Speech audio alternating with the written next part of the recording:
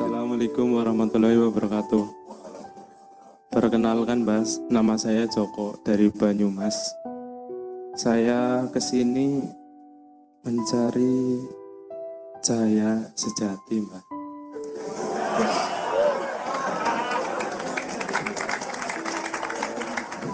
Karena saya bukan orang baik, Mbak. Maaf Mbak, cerita sedikit ya Mbak. Saya SD kelas 6 sudah mengenal alkohol.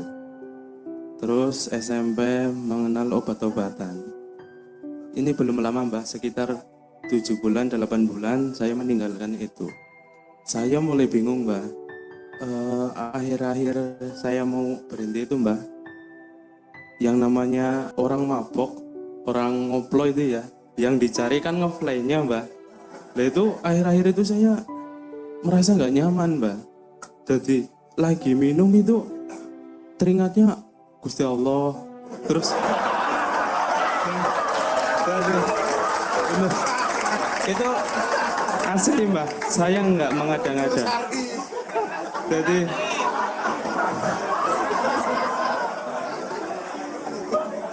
ingatnya dosa, ingatnya kematian, kan jadi nggak nyaman Mbak. Kayak gitu, yang dicari ngefly tapi malah takut nggak nyaman. Terus saya berusaha meninggalkan itu ya Mbak.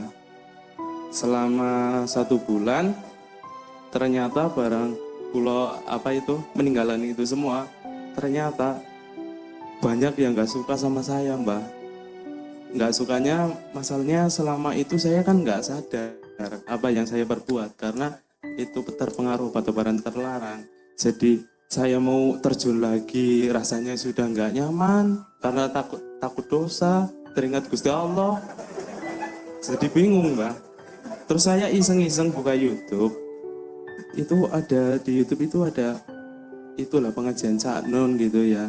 Terus saya buka iseng-iseng apa sih inilah. Terus kok masuk gitu loh Mbak.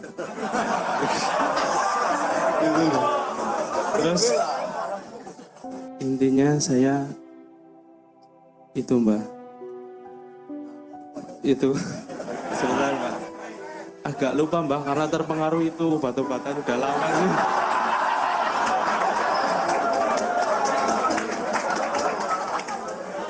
Ini Mbak, kulo kepingin paham Mbak kados jenengan tentang kehidupan yang sejati. Sesudah paham, saya pengen menjalani dengan baik dan benar Mbah. Terus yang terakhir, saya minta doa yang ikhlas dari jenengan Mbah. Nggo bekal kula tengah jenengan. Tepuk tangan sekali lagi ya.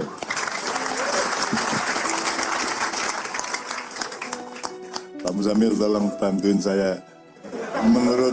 Menurut keawaman pikiran kita, dia itu mabuk aja sama Allah dipergoi kan gitu kan. Apalagi kalau Anda melakukan yang sebaliknya memang yang Allah suruh, maka Anda sama Allah tidak akan terpisah. Jadi pada suatu hari Pak Muzamil, Rasulullah itu jagongan wong 5, wong 6 sama Abu Bakar, Umar, Utsman, Ali sama Abu Dar Al-Ghifari. Rasulullah itu iseng-iseng tanya, "Dulur-dulur ning dunya iki seneng apa?" Aku njaluk telu sing paling kok senengin ning dunya iki. Terus Abu Bakar menjawab, yang saya senangi di dunia ada 3, kata Abu Bakar. 1, kongko-kongko sama panjenengan. Jadi ngobrol bareng ada Rasulullah, terus memandang wajah panjenengan, kan harus penak banget gue. Terus nomor 3, aku kepingin memberikan harta saya berapa saja untuk perjuangan panjenengan. Itu kata Abu Bakar. Kalau Umar jawabannya, kan terus ditakoni kabeh. Umar jawabannya kalau tidak salah, saya ingin membela kebenaran meskipun tidak dipuji orang. Kemudian saya ingin melawan kemungkaran meskipun harus terang-terangan dan dibenci orang. Pokoknya masing-masing sahabat menjawab, tapi yang paling menarik adalah jawaban Abu Dar Al-Ghifari, Pak Muzamil. Saya senang 3 hal dalam kehidupan. 1, lapar. 2, sakit. Nomor 3, mati. Itu yang paling disukai oleh Abu Dar Al-Ghifari. Terus ditakoni karo kanjeng Nabi, "Ngopo kok kowe seneng telu kuwi?" Terus Abu Dar menjawab, "Kalau lapar saya menjadi ingat kelemahan saya dan saya menjadi sangat pasrah kepada Allah untuk segala keperluan hidup saya. Kenapa saya suka loro? Karena dengan sakit saya bisa sangat dekat dengan Allah, dan saya suka mati karena mati adalah jalan utama untuk ketemu Allah Subhanahu wa taala. Kan itu Om Zamil ya. Nah, Anda tadi enggak pakai suka narkoba aja Anda sama Allah ditemui, coba. Kan dasar itu. Dasar. Anda wis ngepil ditemoni Gusti Allah. Ngepil malah kelingan Gusti Allah, apik banget ki, apik banget ki. Gue nek cara cah-cah kan, ya ngepil terus ben ketemu Gusti Allah terus.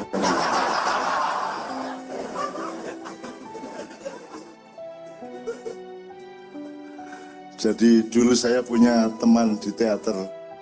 Kita dulu pernah mementaskan judul satu teater agak besar namanya Geger Wong Oyak Macan.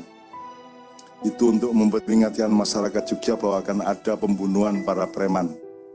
Yang saya sudah tahu jumlahnya sebanyak 89 orang. Dan itu kita pentaskan beberapa hari sebelum pembunuhan pertama dilakukan. Tapi kedisian pembunuhannya sebelum pentas dilakukan karena salah satu preman ini nyolong motore Dandim. Motor tau gue, langsung dipateni toh. Urung wayahe wis nyolong malah gitu.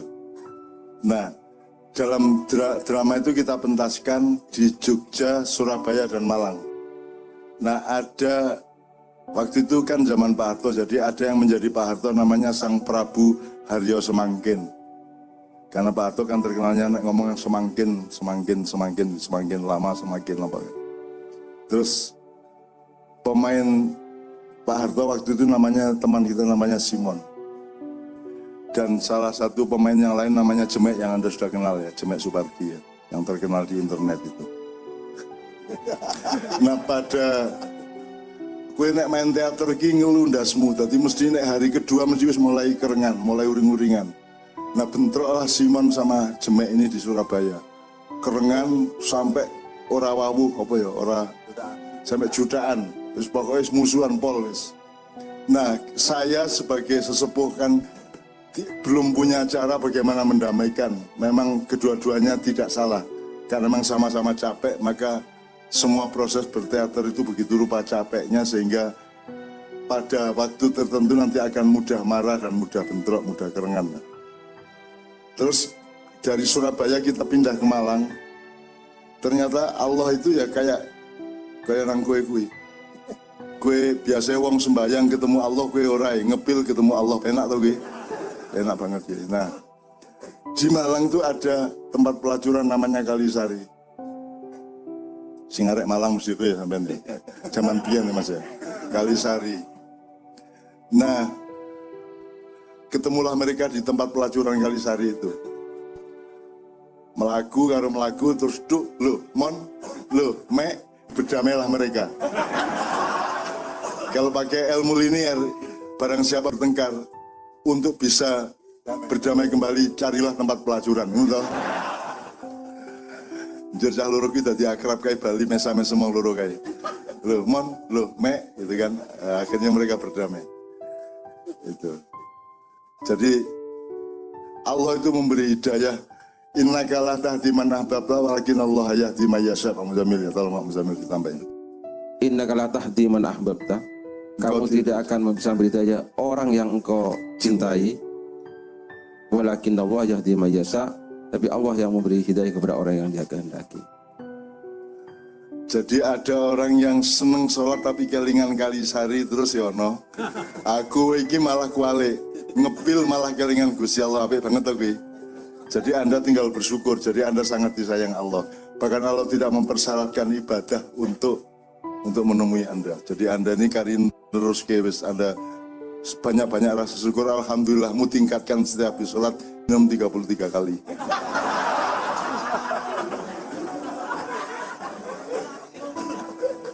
Lebih coba obat-obatan toh, maksudnya apa dikolgin, bodrek.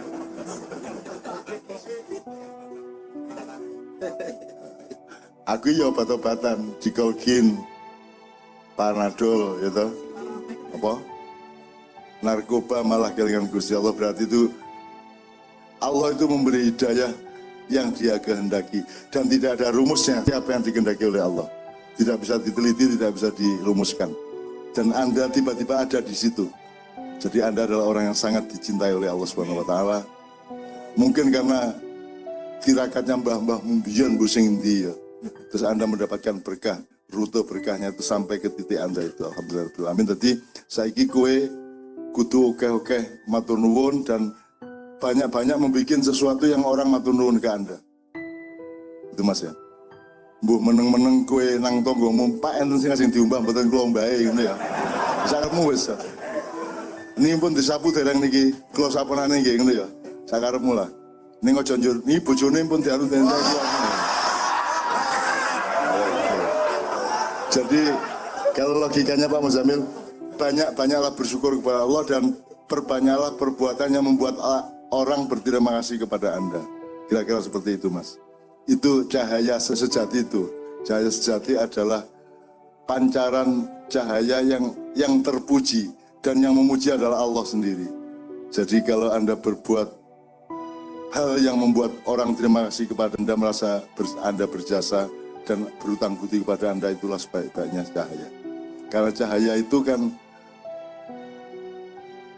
dia juga benda, dia juga simbol.